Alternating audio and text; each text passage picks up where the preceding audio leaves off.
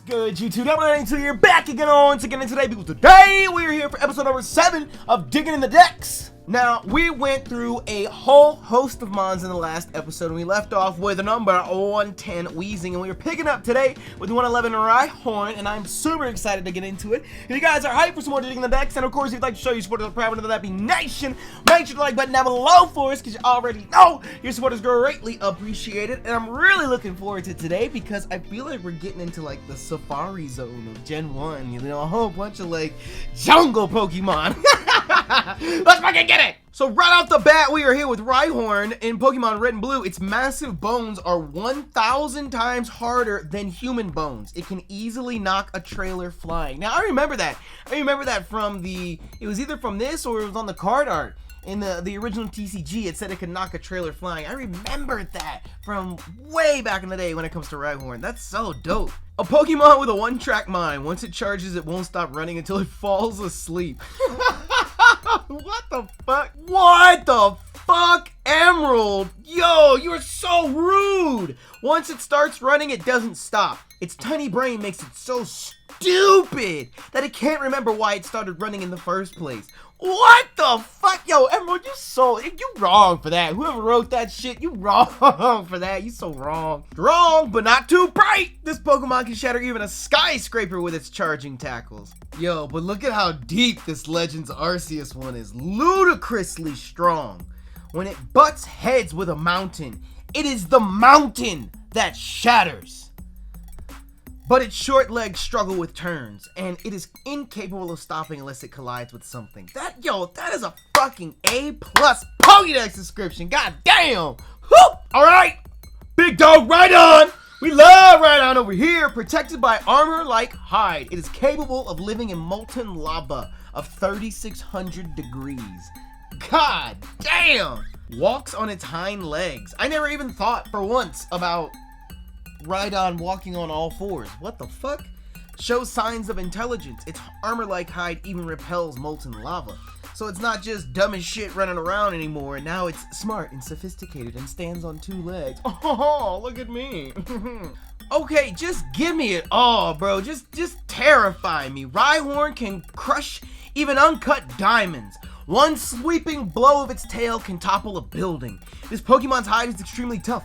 Even direct cannon hits don't leave a scratch. Rhydon has a horn that serves as a drill. It is used for destroying rocks and boulders. This Pokemon occasionally rams into strings of magma, but the armor-like hide prevents it from feeling the heat. Its horn, which rotates like a drill, destroys tall buildings with one strike. It stands on its hind legs and its brain is well developed. Yo, come on. 3rd gen with nothing but respect. I mean, y'all did Rhyhorn wrong, but I like it. Yo, this sounds like the ultimate Pokemon ever made. Like, it topples buildings with its tail. It cannot feel any pain. It can't feel any heat. It's just like, how do you stop this thing? How do you stop it? Doesn't mention anything about water, but I love the Legends Arceus entry as well. Rapidly rotates its horn to bore through bedrock. It swaggers around volcanic regions, protected from the lava's heat by its tough armor-like hide. Fuck yes, Rhydon. Fuck yes. Can you guess who's next? Chansey! A rare and elusive Pokemon that is said to bring happiness to those who manage to get it. A gentle and kind-hearted Pokemon that shares its nutritious eggs if it sees an injured Pokemon. Lays very succulent eggs every day. If it is treated with loving care, its eggs appear to become even more delicious. You'll just wake up every morning and give your Chansey a hug and here comes breakfast. I love it. It lays several eggs a day. Where does the egg come from? Because Chansey, it's on its stomach, right? Like, does the egg grow in its stomach and, like, fill the pouch? You know what I mean? Or, like, does Chansey just have, is it just, like, plopping, like, just shitting these eggs out everywhere it goes and it just, like, scoops it up and puts it in its pouch? How does the Chansey make egg? How does it lay eggs? Because the eggs on their bellies have been over-harvested by people in the past, the Chansey population remains very small. What? So Chanseys come out of Chansey eggs? So these delicious, nutritious eggs that are so delicious, it's Chanseys? Yo, the happier the Chansey. So could you like indefinitely make happier and happier and happier and happier and happier Chanseys that eventually become like they just make the most delicious Chansey eggs in the world, because this is like a 10th generation happiness Chansey? Like it's max happiness to the power of 10 because it's the 10th generation of Chanseys here. What the fuck? Egg Chansey is not only delicious but also packed with nutrition and is used as a high-class cooking ingredient. This species was once very slow. To protect their eggs from other creatures, these Pokemon became able to flee quickly. Yo, they have a high-class, they're considered a high-class cooking ingredient. It lays several eggs a day and won't share them with people who have evil in their hearts. This pure-hearted Pokemon shares its eggs with the injured. These eggs are so nutritious they've been nicknamed Doctor's Doubles. What? Yo, Chansey, yo, I have so many questions. I have more questions about Chansey than I ever had before in my entire life. I just looked at this Pokemon and accepted it for what it was. Like, oh, okay, that's cool. But now I have a lot more questions. Chansey, hold up. Wait a minute. Chansey, what the fuck? Alright, leaving Chansey in the dust, we have a Tangela up next. The whole body is swathed in wide vines that are similar to seaweed. Its vines shake as it walks. What the fuck? Its identity is obscured by masses of thick blue vines. The vines are said to never stop growing, so you can never see what's underneath a Tangela. I have a feeling whatever's in the core of a Tangela is also underneath the Mimikyu scarf. It's gotta be the same thing. It's also what's in Wobbuffet's tail. It's all the same Pokemon. Come on now. Come on now. We big braining this shit. The vines that cloak its entire body are always jiggling. They effectively unnerve its foes. I'd be pretty unnerved too. Yo, stop jiggling, bro. Stop! Stop! Stop jiggling! The blue vines shrouding its body are covered in a growth of fine hair. It is known to be ticklish. What? What? I never once thought. Now I have a hairy Tangela in my head. What the fuck? I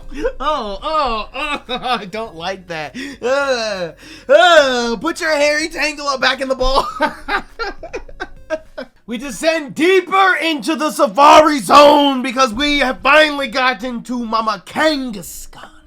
The infant rarely ventures out of its mother's protective pouch until it is 3 years old. Come on now, I know we got Mega Kangaskhan where he hops out of the pouch, but I still feel like we should get a Kangaskhan pre-evolution. What does Kangaskhan look like before it's a mother? You know what I mean? Like, it's always a mother right from the jump. Can we have a pre-evo? It doesn't have to be a baby. It doesn't have to be the baby. You could make that, yo, big fucking brain. You could have regular Kangaskhan. That's the stage 2. Then you have the 3-year-old. That's the stage 1. And then you have the basic or baby, which is what's in the pouch. And then you have Mega Kangaskhan. Yo, it writes itself. Come on, Game Freak! Come on! What the fuck? To protect its young, it will never give up during battle, no matter how badly wounded it is. Fuck yeah, Kangaskhan. Hell yeah. Happy Mother's Day. Happy fucking Mother's Day. To avoid crushing the baby it carries in its pouch, it always sleeps standing up. Happy fucking Mother's Day. Yes! Come on, Kangaskhan.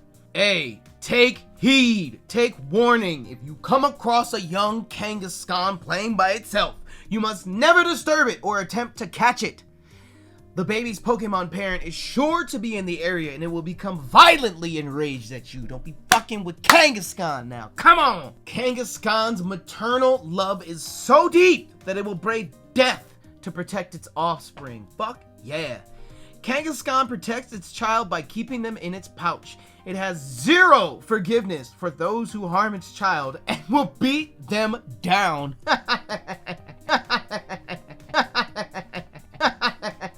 Yo, I don't know how to feel about Mega Kangaskhan's Pokédex descriptions. Mega Kangaskhan's strength derives from the mother's happiness about her child's growth. Watching it grow keeps her spirits high. I love it. It's so great. It's excellent. Now I understand why they hit so fucking hard. Thanks to Mega Evolution, its child grows, but as the child is good only at fighting and nothing else, its mother feels uneasy about its future. What the fuck does that mean? Pokemon Moon, what does that mean? How do you go from sun to moon? You have such a positive, uplifting, even if you are an abstract explanation to its power through Mega Evolution. And then Pokemon Pokemon Moon says, oh, the mom is sad and worried, and I don't know, it's just, it's the kid's the one whooping ass.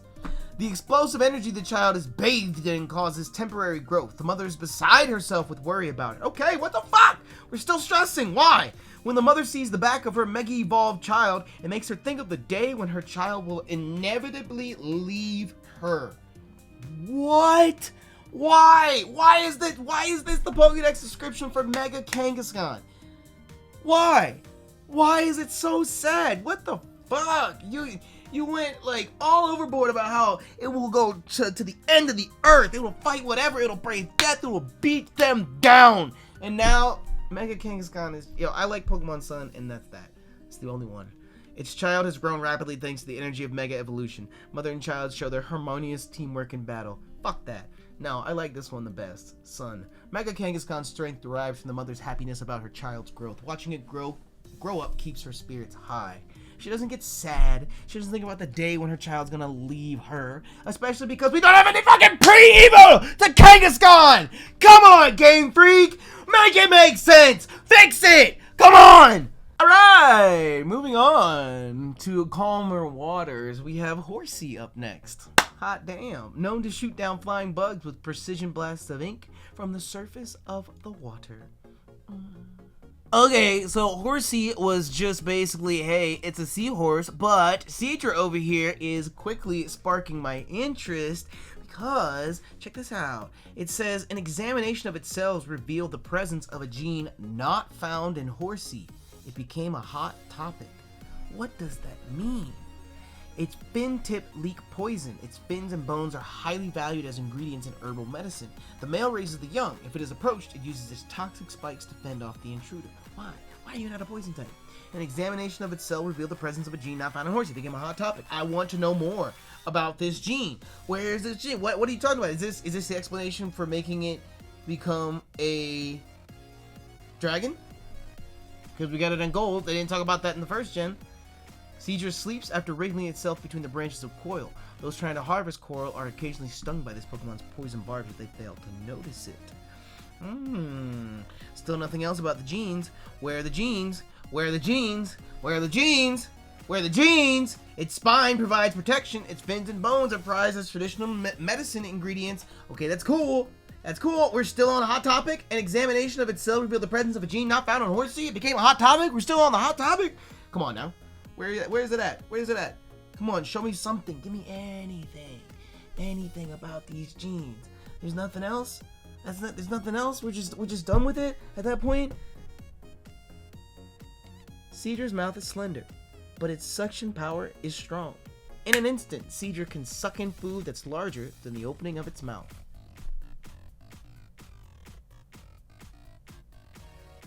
I have questions! So, Goldeen, spellbound by the length of its horn and the beauty of its fins, many strange trainers raise Goldeen and nothing but Goldeen.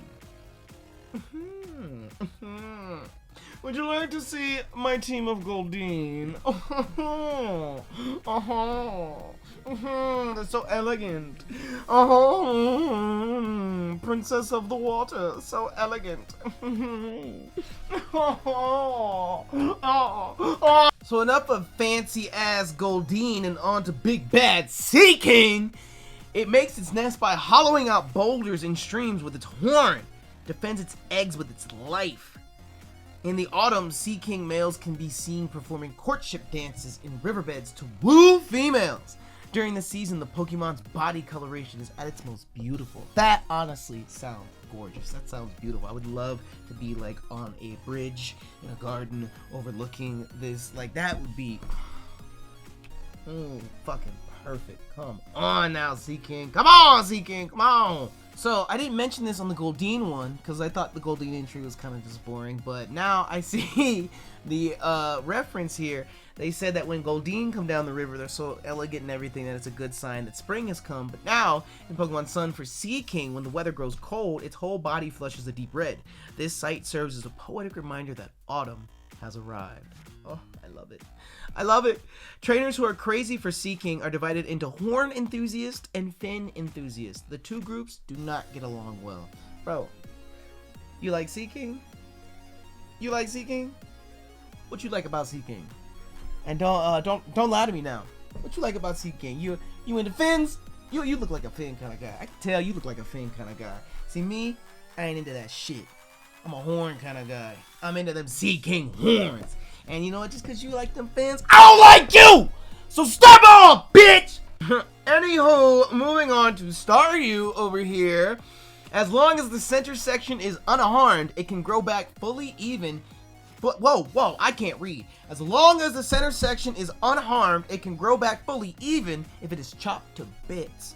So you could chop up all of Staryu, but as long as the core isn't destroyed, Staryu's growing back. That's dope. That's fucking dope. Holy shit. Imagine if humans could do that. As long as you don't destroy my heart or my brain, I'm growing back, dog. I'm growing back. I'm coming back, dog. I'm fucking coming back. Okay, Gen 3, you are confusing me again. Staryu's center section has an organ called the core that shines bright red. If you go to the beach toward the end of the summer, the glowing cores of these Pokemon look like stars in the sky. Cool, awesome, love it, right? Nice visual, I can picture it in my head. Incredible. Pokemon Sapphire says, Staryu apparently communicates with the stars in the night sky. Pause. What does that mean? Staryu apparently communicates with the stars in the night sky. Pause. By flashing the red core at the center of its body. If parts of its body are torn, this Pokemon simply regenerates the missing pieces and limbs. Whoa, no. So they're not saying like Staryu communicate with each other like stars in the night. No, it says Staryu apparently communicates with the stars in the night sky by flashing the red core at the center of its body. This is the most mysterious Pokemon right now, in my opinion. I have questions. Whoever made this mod, I have questions for you. I want to know. I want to know more. I need to know more about what do you mean by it communicates with the stars. Like that lore, my mind is going wild. What with the star itself or somebody on the star? Is this an alien Pokemon? Is Staryu not meant to be from Earth? And I think this is as close of an answer as we're gonna get to our question in Ultra Sun. In many places, there are folk tales of stardust falling into the ocean and becoming Staryu. Huh, okay. So my guess is Staryu's meant to be based off of a starfish, but they're taking the idea of stars literal, like stars in the sky, and it's not just a starfish in like the animal, the creature being a starfish. No, it's got to have a connection to stars itself because space! But perhaps Starmie will have some answers for us as well. Its central core glows with 7 colors of the rainbow. Some people value the core as a gem. Oh, it makes sense now. There's a quest in the new Pokemon Snap. I don't know if you guys have seen that episode or not yet, so I'm gonna shut the fuck up. But yeah, 7 colors of the rainbow. Yeah, Starmie, I remember now. We are getting answers! When away from human eyes, its core is said to glow mysteriously in 7 colors. This Pokemon may have come from outer space. I love it! Tell me more! The center section of its body is called the core. It glows in a different color each time it is seen. Every time I see Starmie, it's just red. So I can understand if it has like an effect where it glows like 7 different colors. But now you're telling me the entire gem in the middle could be like green? Wait, it's Roy G. Biv, red, orange, yellow, blue, green, indigo, violet. Those are the 7 colors of the rainbow. So it could be any of those colors entirely at any given time. Hold up, Game Freak! Come on! Why is it not in the game? I know I've seen the animation when it comes out in like the gem flickers or whatever, but how come I can't find like a green gem Starmie? How come I can't find, I mean, we got Tatsugiri. We got 3-4 different forms of him. Who else? How many? Vivillon! Come on now! How many fucking forms of that mother? We already talked about that in a previous episode. Well, come on, that would be dope. That would be fucking dope. I think we talked about that with Arbok, but that would be dope if we could get different color Starmies. Like, you could take your Starmie to, I don't know, like, let's say it's like a tutor or a teacher. Kind of like you took your Furfro to the barbershop or the salon. You could take your Starmie in or give it a different held item. Or something. I don't fucking know, but, like, if you give it a Miracle Seed, it would have a green. But why would you give Starmie a Miracle Seed? Does it get Energy Ball? I don't know. I'm just freestyling here. I'm spitballing, but I think that would be dope to get different color Starmies. That'd be cool. People in ancient times imagined that Starmie were transformed from the reflections of stars that twinkled on gentle waves at night. I love it. More lore! This Pokemon has a geometric body. Because of its body, the locals suspect that it is an alien creature. You know, until this series, I've never looked at Starmie or Staryu's Dex entry. I've never known that they were considered aliens or anything like that. What the fuck? At the center of its body is a red core, which sends mysterious radio signals into the sky. What the fuck? Yes, this is an alien. If you know he's sending messages into space. What the fuck? Planet Staryu? Planet Starmie? What the fuck is happening here? Its core shines in many colors and sends radio signals into space to communicate with something. What? What does that sentence mean?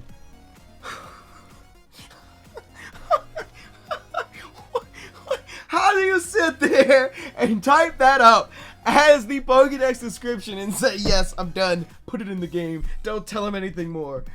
What?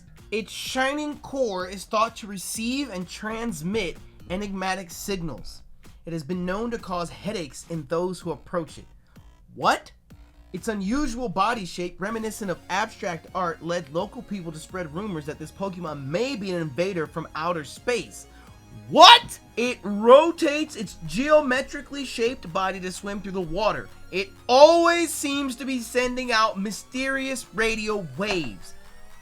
What? No! Pokemon, I need answers. Game Freak, I need answers.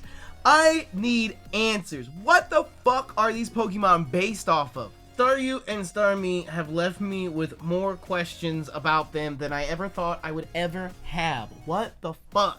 I feel like we're going down an even deeper rabbit hole with Mr. Mime.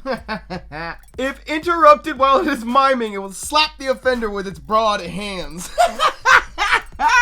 A skilled mime from birth, it gains the ability to create invisible objects as it matures. Its fingertips emit a peculiar force field that hardens air to create an actual wall. It uses the mysterious power it has in its fingers to solidify air into an invisible wall.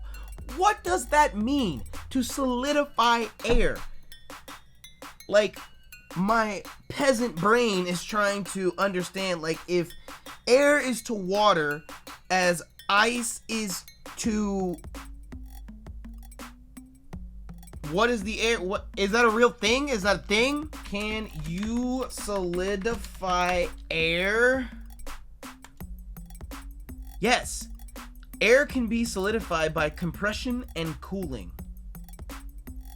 What happens if you solidify air? Air is made up of several different gases which all freeze at different temperatures. If you were to place an airtight box into an incredibly cold freezer, the gases would freeze at different times as the box cooled. So theoretically you would get layers of different frozen gases. What is solid air called? Aerogel. What? Aerogel. Aerogel is a class of synthetic porous ultra-light material derived from a gel in which the liquid component for the gel has been replaced with a gas. Well, according to fucking aerogel.org, aerogels are the world's lightest solid materials composed of up to 99.98% air by volume. What? What are aerogels? A solid material made of extremely low density produced by removing a liquid component from a conventional gel. What are aerogels used for? The aerogels are porous with low density structures and have been explored in the range of applications including what? Catalysis, thermal insulators, solar energy uses, piezoelectric energy conversions, storage, low temperature glass formation sensors, adsorption, and photocatalysis. What? I don't know what any of this is. What the fuck? I feel like this is not the dive that we should be going on right now. Hold on. Is aerogel safe for humans? Most of the particulate released during aerogel handling was respirable and can be inhaled deep into the lungs. No thank you. Aerographene, which is essentially graphene-based aerogel, has risen up to be, in fact, the least dense material in existence, with a density of only 0.16 milligrams per cubic centimeter. It can be held by a singular flower. It's also 10 times stronger than steel? What? I don't even understand what I'm reading right now. I don't even understand what I'm talking about, but I'm gonna look it up. Aerographene? What does it look like? This is aerographene? And it's stronger than steel? What the fuck? It can sit on top. It's stronger than steel? What? Yo, this is larger brain than I can. Like, look at it. What? It can sit on top of a flower petal? This is the aerogels. I don't even understand what I'm talking about. I don't even understand what I'm reading. I'm understanding. What are we talking about? What is aerographene used for? Many uses for aerographite have been proposed since its invention. This includes uses in lightweight batteries for advanced green transportation, electronics for aviation, satellites, and motorsports, and is an electrically conductive adhesives. Huh. It was discovered in 2013 by scientists at Zhejiang University. Huh. Okay, I'm reading a great article about this that I will include in the description below. It explains this entire process very, very well. But my mind is fucking blown, and we are only in Gen 2 on Mr. Mime. Wow, Mr. Mime, you're fucking me up, dog. You're fucking me up.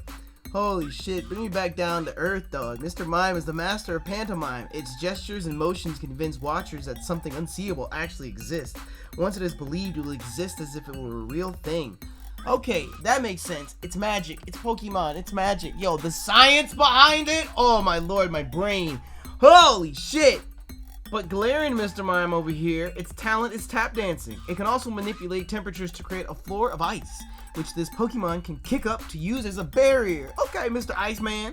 It can radiate chillness from the bottom of his feet. It'll spend the whole day tap dancing on a frozen floor. God damn. Fuck it up, Mr. Mime. I mean, glaring Mr. Mime. Fuck it up. You know, I'm a little disappointed with Scyther because it confuses its prey with quick ninja-like movements. There's an instant, then it cleaves them with its scythes. It moves too fast for the human eye to track. It slashes through. It's got really sharp slash. As Scyther fights more and more battles, its sides become sharper and sharper. With a single slice, Scyther can fell a massive tree. If you come across an area in a forest where a lot of the trees have been cut down, what you found is a Scyther's territory. Oh, it is nearly impossible to parry its attacking size. Its movements are like a ninja's. Wait! Legends Arceus! Save us, please! I'm just saying, for such a dope mime, you have such shit Pokédex descriptions. It's like, I know what it is. Tell me more! The large, wickedly sharp scythes on its forearms are truly fearsome weapons. Prey's attempts to flee are unfailingly thwarted by this Pokemon's nimble motions. Ah! It doesn't even help it. That doesn't help it! God, Scyther's Dex descriptions suck ass! They just all suck ass. So, Jynx, I need you to save the day, girl, talks in a strange, incomprehensible language. It is known for weird wiggling that causes people to dance. I ain't never heard of this shit. Appears to move on a rhythm of its own as if it were dancing. It wiggles its hips as it walks. It seductively wiggles its hips as it walks. It can cause people to dance in unison with it. But my question is, what is this talks in a strange, incomprehensible language? Does that mean like other Pokemon can't understand it? Can other Jynx understand each other? Are they speaking in their own language? You know what I mean? Like, what the fuck? Wait a minute! It speaks a language similar to that of humans. However, it seems to use dancing to communicate. What? It has several different cry patterns, each of which seem to have its own meaning. Yes, this is what we like to see. It speaks using a language that sounds human. Research is underway to determine what is being said. See, that gets my gears going in my head. You know, now I want to research Jynx. I want to know. This is important. This is our first step to understanding Pokemon speech. Come on now. Ultra Moon says its strange cries sound like human language. There are some musicians who compose songs for Jynx to sing. What? That's dope as fuck. You could write, so how do you write in Jynx? How do you write in Jynx? I don't understand. How do you compose a song in Jynx? Because it says research is being done to understand what it says, so do we understand some of Jynx's language? How do you write a song in a language that you don't know? Because then that would imply that the Jynx is just mimicking the note. So is it even making a noise at all? Is it even using language at all? Or just mimicking what the melody that you made for it? The Jynx of Galar often have beautiful and delicate voices. Some of these Pokemon have even gathered a fan base. Alright, Electabuzz is next. Electricity runs across the surface of its body. In darkness, its entire body glows a whitish blue.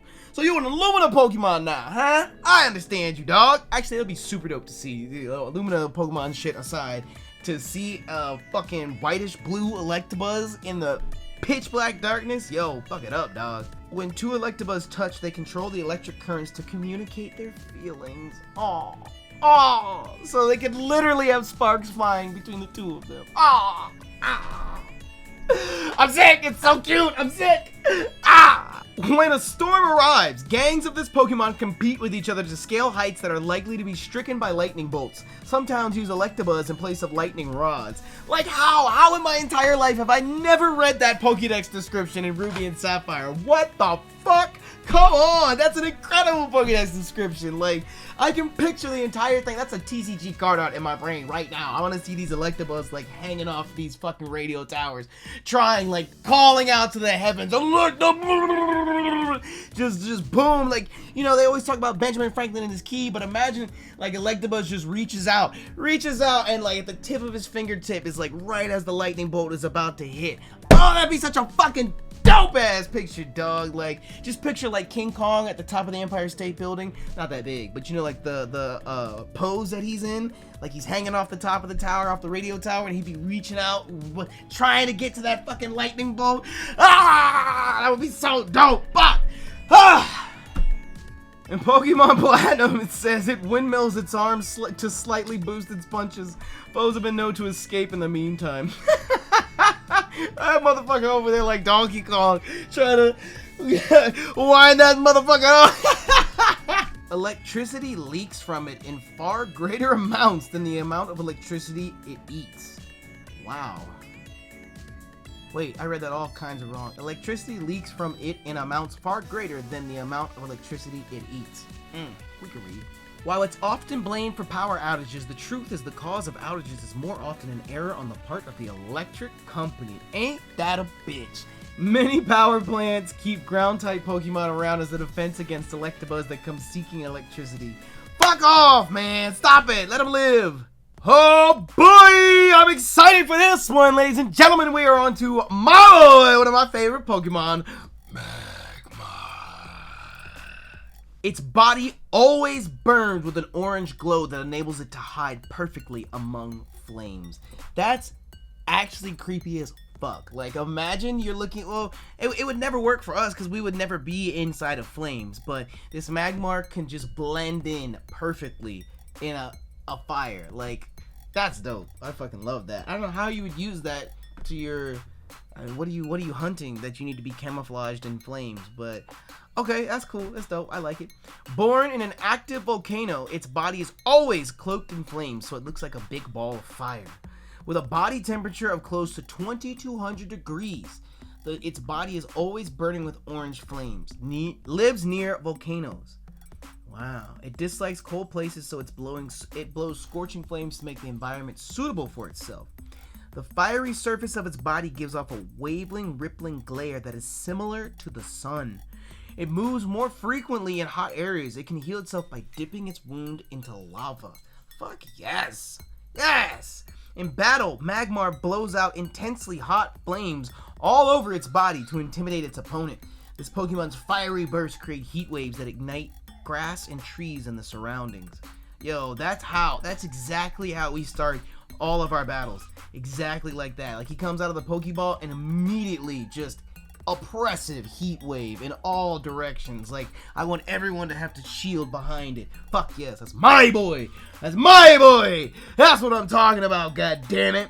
When it breathes deeply, heat waves from around its body. Heat waves form around its body, making it hard to see clearly. Damn, apparently there's heat waves coming out of my screen just reading about Magmar, because I can't read clearly. I can't see clearly. What the fuck? Alright, we have moved on to the more savage area of our Safari Zone adventure. We are on to Pinsir now. If it fails to crush the victim in its pincers, it will swing it around and toss it hard. Grips its prey in its pincers and squeezes hard! Exclamation point. It can't move if it's cold, so it lives in warm places. It can't move if it's cold. I never knew that. What the fuck? Grips and tears at its enemy with 2 pincers on its head. Enemies with hard bodies are gripped and tossed. You know, I feel like I remember hearing something about that. Like, isn't the animation for submission or something like that? Like, don't they like toss the Pokemon away or something like that? I don't remember.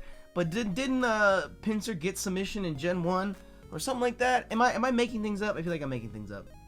The influence of Mega Evolution leaves it in a state of constant excitement. It pierces enemies with its 2 large horns before shredding them. Bathed in the energy of Mega Evolution, its wings become unusually developed. It flies at speeds of 30 miles an hour. Pause. That's fucking terrifying. Imagine something like a fucking Mega Pinsir, something that wants to impale you with its 2 large horns before shredding you, is booking it after you at 30 miles an hour. That's too fast for a bug to be moving like that. A bug that big to be moving like that. After Mega Evolution becomes able to fly, perhaps because it's so happy it rarely touches the ground. Go ahead, forehead, you do your thing, but don't be fucking piercing me or shredding me. No, I'm not down with it. It zips around at blistering speeds looking for an opponent to skewer. Looking for an opening to skewer its opponent on its giant pincers. Yo, I'm not your opponent, dog. I can be your trainer. We can be on the same team. These Pokemon judge one another based on pincers. Thicker, more impressive pincers make for more popularity with the opposite gender. I'm sure it does.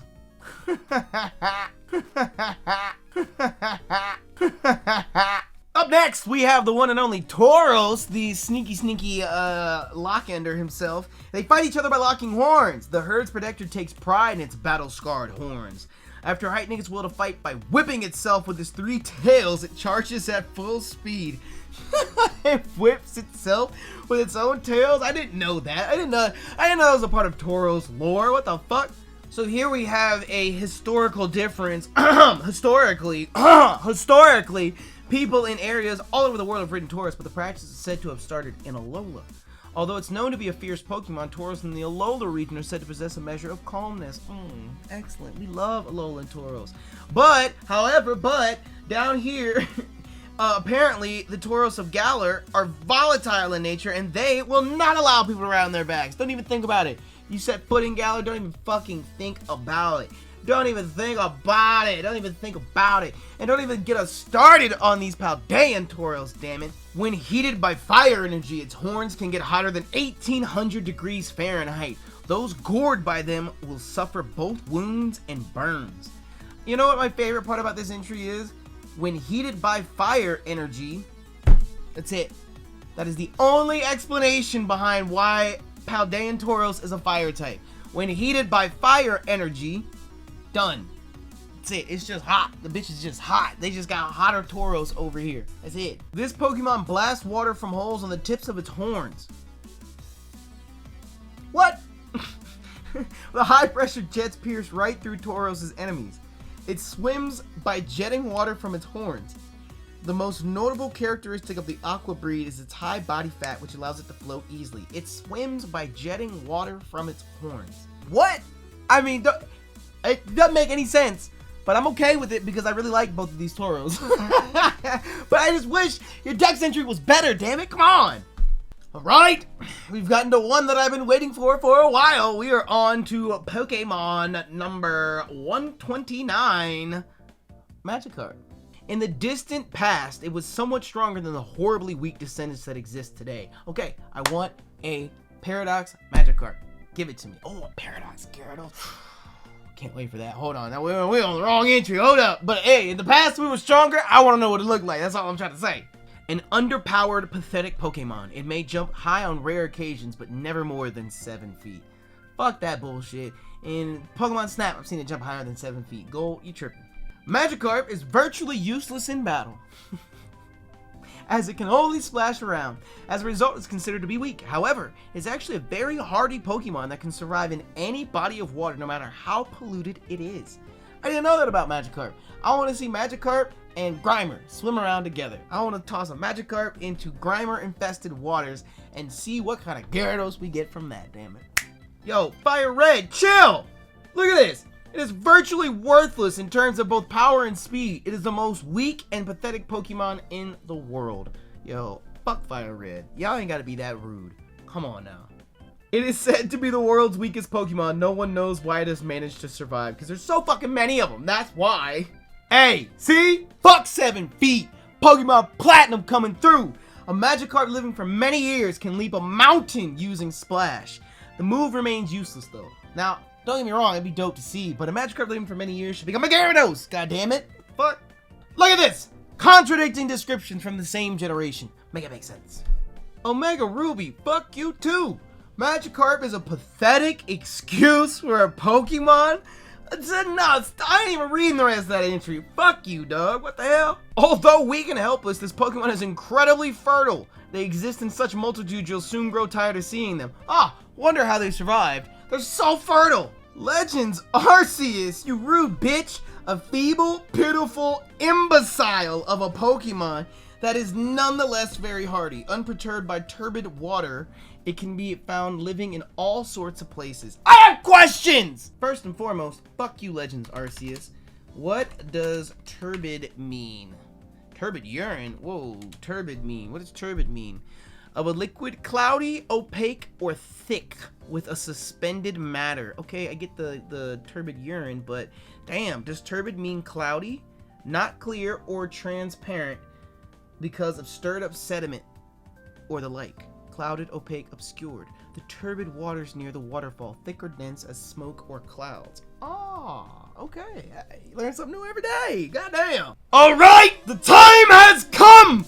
We have finally made it to one of the most highly anticipated Pokedex entries, ladies and gentlemen, the one and only, the mighty Gyarados! Yes, yes, yes! Rarely seen in the wild, huge and vicious. It is capable of destroying entire cities in a rage. I love it! Brutally vicious and enormously destructive. Known for totally destroying cities in ancient times. Extremely vicious and horribly brutal. Has enough destructive power to totally annihilate even a major city. Kaiju me, Gyarados! Kaiju me, yes! Yes! Yes! They say that during past wars, Gyarados would appear and leave blazing ruins in its wake. How? How? This motherfucker just comes on land and just go, yeah. Boom! Hyper Beam wipes everything out. Fuck it up. No, Gyarados can fly. We saw that in Legends Arceus. That's how they be fucking up cities and land. Yeah, fuck yeah. If I was alive in old times, I'd have a whole Gyarados, a whole army of them. I had everybody riding on Gyarados and everything. Hey, we coming in land, sea, and air. Gyarados really is a fucking war machine. He is a war machine. Once it appears, it goes on a rampage. It remains enraged until it demolishes everything around it. It appears whenever there is world conflict, burning down any places it travels to. Yo, the lore writes itself. Yo, one day, oh my god, here I am, a young trainer. All of a sudden, I come across an Absol. Absol spells doom. And then all of a sudden, some Pokemon war pops off, and here comes the fucking Gyarados. I just fucking love Gyarados, yo. I just fucking love Gyarados. Holy shit. When Magikarp evolves into Gyarados, its brain cells undergo a structural transformation. It is said that this transformation is to blame for the Pokemon's wildly violent nature. Yo, I'm just picturing like when Aaron transforms into the Titan. That's literally Magikarp to Gyarados.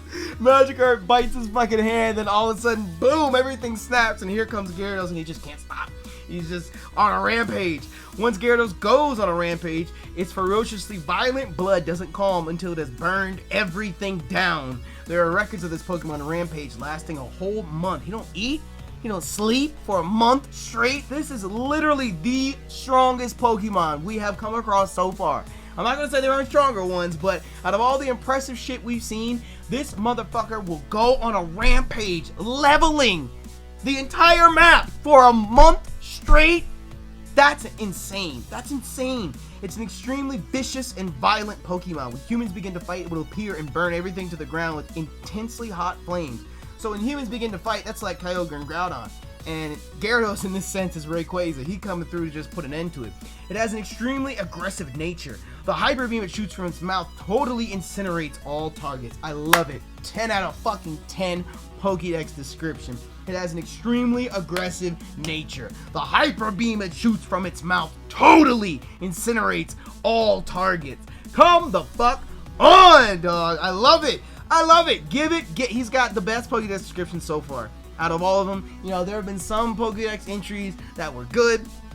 You know, it provided lore, but I'm talking about every single one of them in every game. Like, yo, I'm so happy they are on to one storyline for this mon, and they stuck with it. Once it begins to rampage, a Gyarados will burn everything down, even in a harsh storm. I mean, he is a water type. Fuck it up, fuck it up, fuck it up, fuck it up. In ancient literature, there is a record of a Gyarados that razed a village when violence flared. A tale is told of a town that angered Gyarados. Before the sun rose the next day, flames utterly consumed the town, leaving not a trace behind. There are people who swear that any place Gyarados appears is fated for destruction. It fires hyper beams in all directions, burning the surrounding area to ash. There are some regions where it's called the deity of destruction. Are you kidding me? What an incredible Pokédex description. Are you fucking kidding me? It fires hyper beams in all directions, burning the surrounding area to ash. There are some regions where it's called the deity of fucking destruction. Oh, I love this Pokemon so much. So this is top 5, 100%. I fucking love Gyarados. You know, you really gotta think back. When you think of top 5 Pokemon, like, sure, I guess it's subjective. You could do it. You could show me new Pokemon right now and I love it. But when I really think back on it, I don't think there's ever been a time in my life where I was like, oh, Gyarados. No, fuck no. I'm always like this, like, yes, fuck yes. Gyarados, he's such a dope mon. Come the fuck on. Oh, and I forgot all about Mega Gyarados too. God damn! Mega Evolution also affects its brain, leaving no other function except its destructive instinct to burn everything to cinders. Damn! It jets water from the orifices on its sides, streaking above the water's surface at supersonic speed. What? Mega Evolution places a burden on its body. The stress causes it to become all the more ferocious. It zooms out of the water at Mach speeds. Even large ships caught in the path are split cleanly in two. What? Although it obeys its instinctive drive to destroy everything within its reach, it will respond to orders from a trainer it truly trusts. I got you, dog. I got you. I got you. But wait, I have a question. I have a question. I know we've looked this up before. I know we've had fast mons before. How fast is supersonic speed? For aircraft speeds that are greater than the speed of sound, the aircraft is said to be supersonic.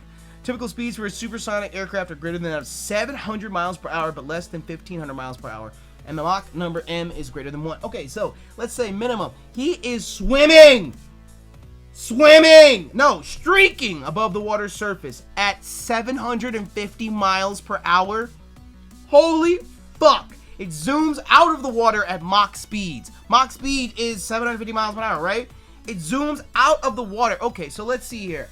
How fast in knots is 750 miles per hour? 651 knots? I've never heard of anything moving that fast in the water. I mean, I don't know. Okay, now I have another question. What is the fastest thing in water? Not all experts agree, but top speeds of nearly 70 miles per hour. Wait, ever recorded. What's the fastest thing? Really? We're just gonna stick with this. Fastest thing in water is a sailfish. 68 miles per hour.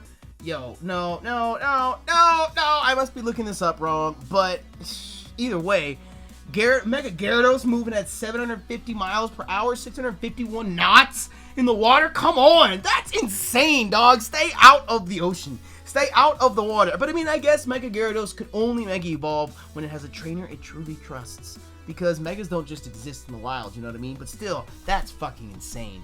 That's wild. That's so fucking fast. Holy shit, that's so fucking fast. I love Gyarados. I love this Pokemon.